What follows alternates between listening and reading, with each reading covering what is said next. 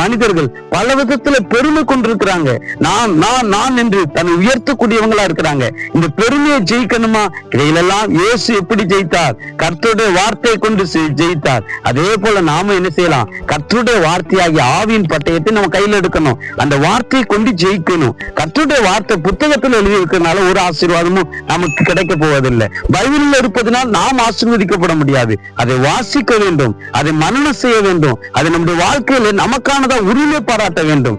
தேவையின் பொழுது, பிசாசின் போராட்டத்தின் பொழுது, பாவ சோதனையின் பொழுது, உங்களுக்கான தேவையின் பொழுது கர்த்தருடைய வார்த்தையை விசுவாசத்தோடு உரிமை கொண்டாடி ஜெபத்தின் மூலமாக ஆவியிலே நிறைந்து நீங்கள் அதை பயன்படுத்தும் போது அது ஒரு பட்டயமாக அது மாறுகிறது.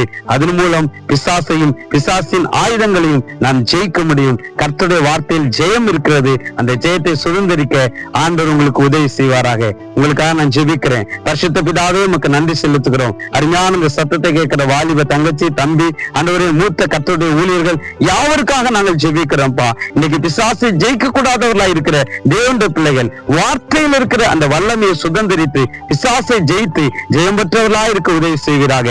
ஜெயம் பெறுகிறவன் தான் உடைய வலது பார்சத்தில் உட்கார முடியும். அன்பு பிள்ளைகள் ஜெயித்து உடைய வலது பார்சத்துக்குரியவர்களாய் மாற நீ உதவி செய்வீராக. இயேசுவின் நாமத்தில் நல்ல பிதாவே, ஆமென். அன்றைய பிள்ளைகளே, இந்த செய்தி உங்களுக்கு ஆசீர்வாதமா இருக்கா?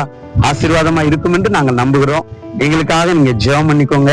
உங்களுடைய ஜெப குறிப்பை எங்களுக்கு தெரியப்படுத்துங்க.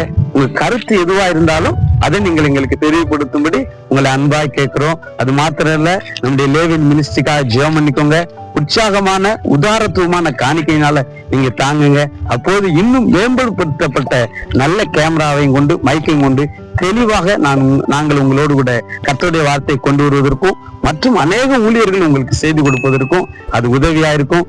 ஜெபம் பண்ணுங்க, தாங்குங்க. ஆண்டவருடைய நாமம் மகிமைப்படட்டும், அவருடைய ராஜ்யம் கட்டப்படட்டும். ஆமேன்.